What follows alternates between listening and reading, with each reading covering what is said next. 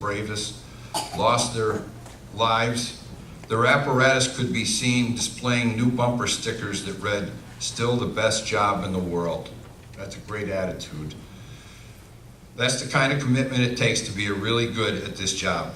I can tell you from being a line firefighter, a company officer, a battalion chief, and a chief of department, I don't want to work with a slacker or a square rooter. What's a square rooter?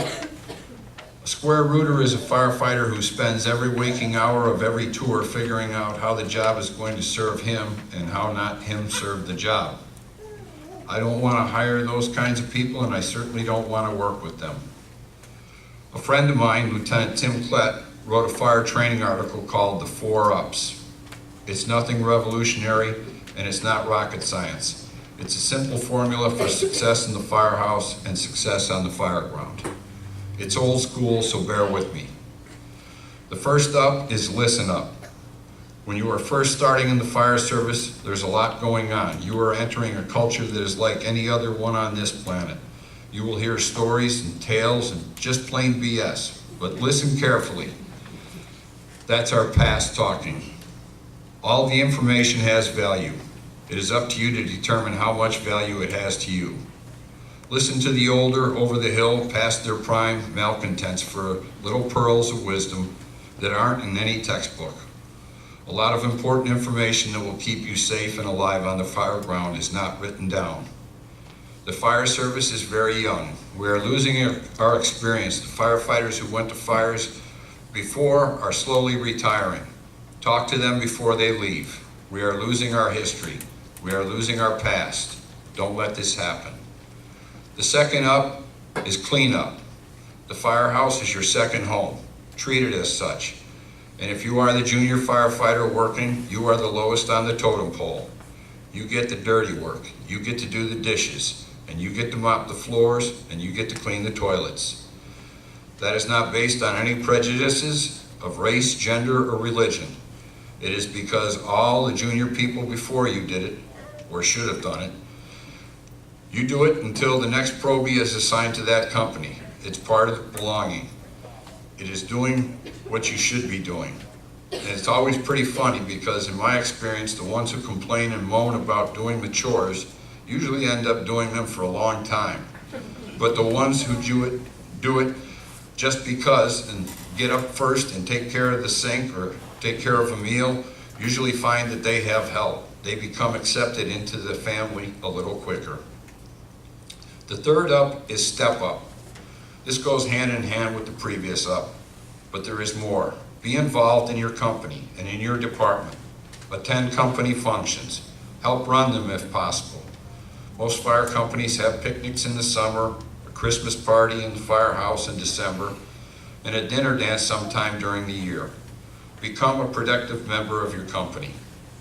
Above all, go to funerals and services, especially the line of duty ones. Pay your respects. Visit hospitalized co-workers and their family. Become part of the fire service by deed and not by mouth. This is my favorite, shut up. This one goes well with listen up, but it actually goes a little further. Spend more time listening and doing than talking about it. Show by your actions and your deeds what type of firefighter and member of this great brotherhood you are. I'm going to change gears here a little bit. There's nothing wrong with riding backwards. Not everyone can be an officer. Learn to advance on a reasonable timetable. Once you've graduated and you've been hired, don't stop learning. Stay in the books. Remember to take classes in the right succession. In other words, now that you're graduating, you shouldn't be signing up for courses in company officer curriculum. Start with the basics at the entry level. Find a mentor who will guide you on what classes to take and which ones to wait a few years to get into.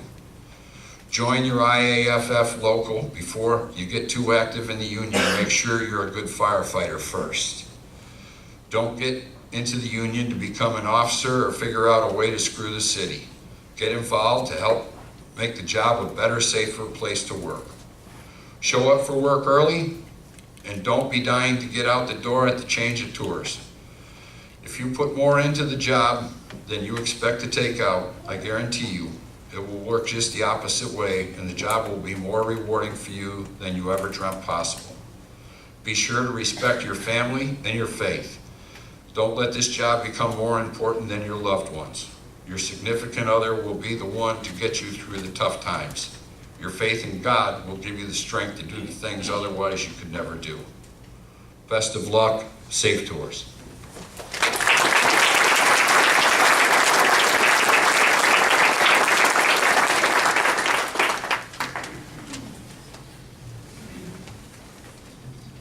How y'all doing?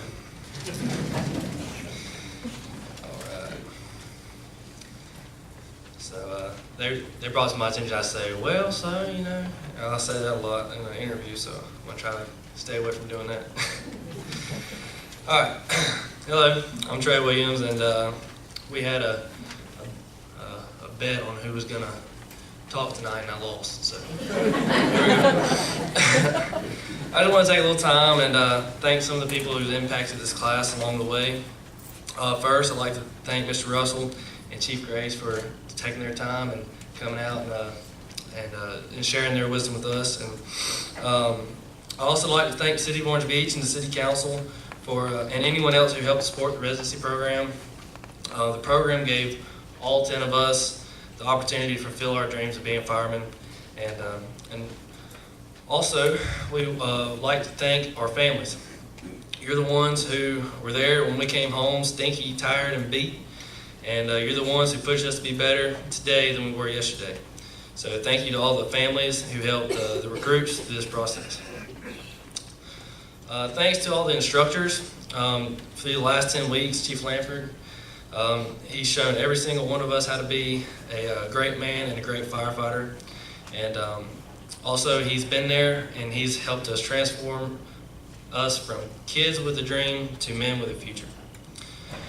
To all the firemen and everybody who helped with the training during PT, during regular days, ladders, thanks for pushing us and being the best we can be. So, fire school is different. It's different than your regular school. It's different than college. It's different than a lot of things. It's changed all 10 of us tremendously. We've changed from 10 individuals, and now we're a team with no weaknesses, no weaknesses or weak links. The past 10 weeks have been hot, humid, stinky. That turnout gear can get rank. And you can name it. It's been tough, but we've all learned to love it and wish we could go back to the beginning. It teaches you many things than just book work and what's in the book. It teaches you things like situational awareness, like when the wrong pre-connect is discharged. Attention to detail, like counting the right number, doing push-ups. And also never letting another firefighter know your weakness, because for the past few weeks I've been chasing Josiah around with a snake. So.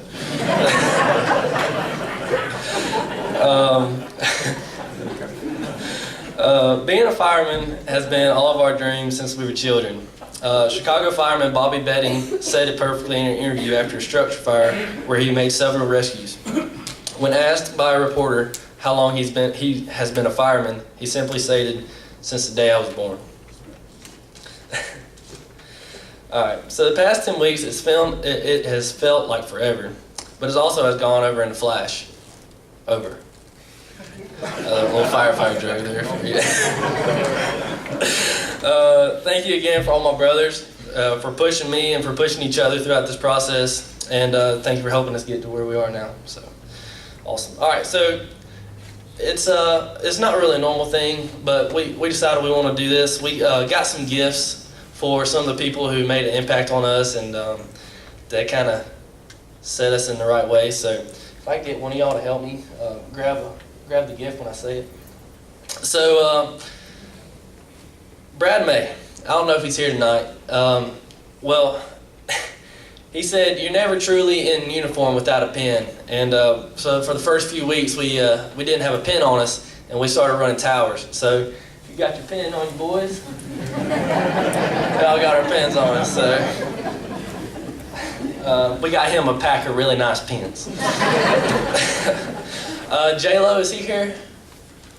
Okay, well, J-Lo loves his coffee, and he loves when he used to go swimming out on the beach. So we got him a oh crap coffee mug for them big old sharks.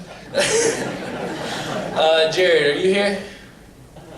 Jared, he taught us our RIT class, which is Rapid Intervention Team, and that's where firefighters learn how to save other firefighters. And I got in a little bit of trouble because I almost cut his webbing, and it's very expensive webbing. So, but we got him a really nice pair of dikes for helping us out. So, Ep, is Ep here?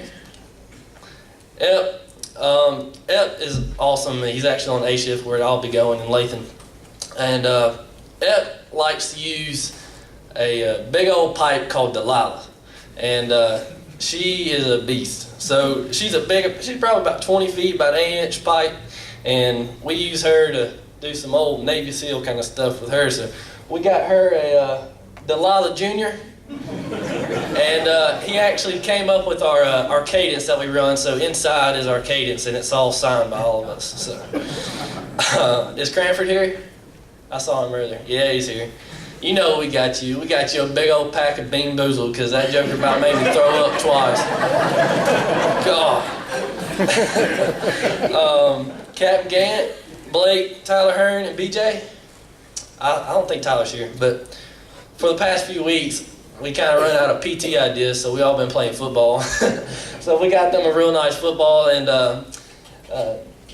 Mr. Grimes, he says it's nice to see us playing out there on the field. So, Lieutenant Stevenson, he's here. He's right here. We got you a real nice baseball because we know you love the sport, and we all signed it for you. And we also got you, Chief Pierce, and Chief Lanford a framed picture of us.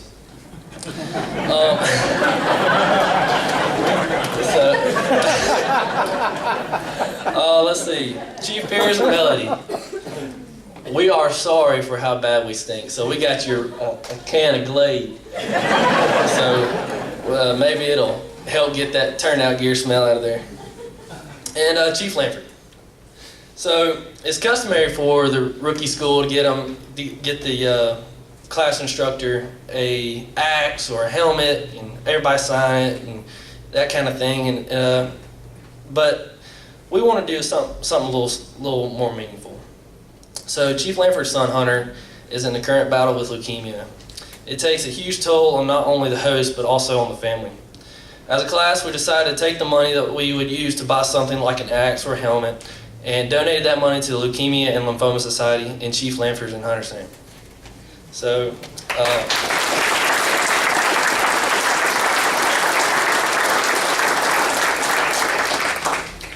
the program has given all 10 of us the, oh, we're done. Thank y'all so much, and God bless.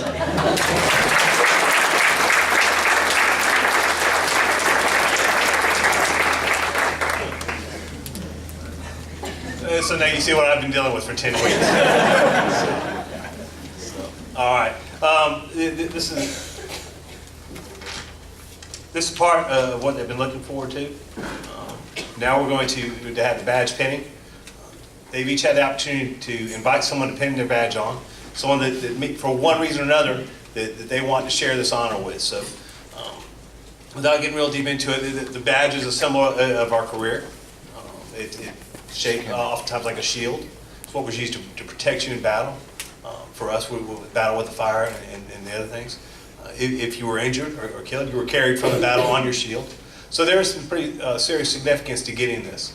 For them, it's that point in their career where they're now becoming official members of the Orange Beach Fire Department. You know, up to now they've just been recruits and students and cadets and kids, but now they're becoming official members of the department. So when I call them up, if you'll step up here, Chief Pierce will assist me, and we're going to call, and I will do my best to pronounce the names correctly of the people they've asked to pin their badge on.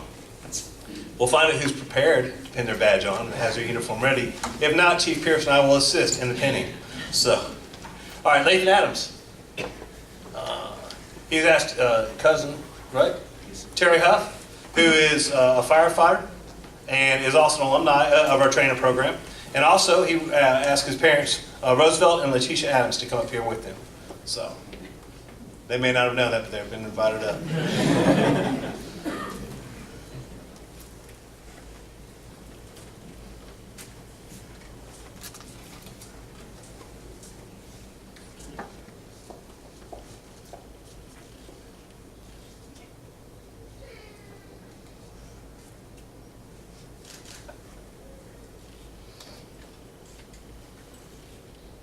Don't be nervous like that.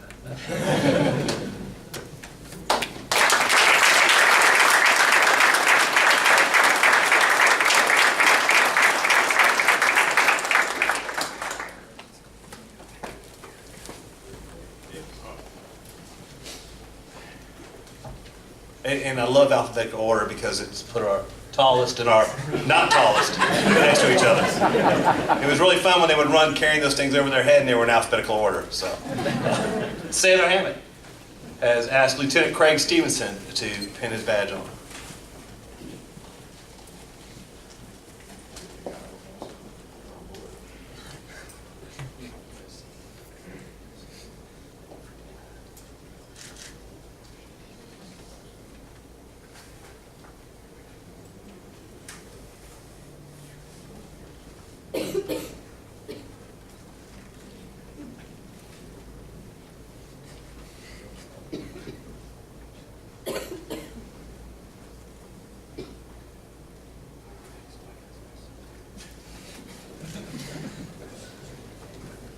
It was a lot easier for Lieutenant Stevenson to pin a badge on when he was younger. You'll notice I haven't asked me.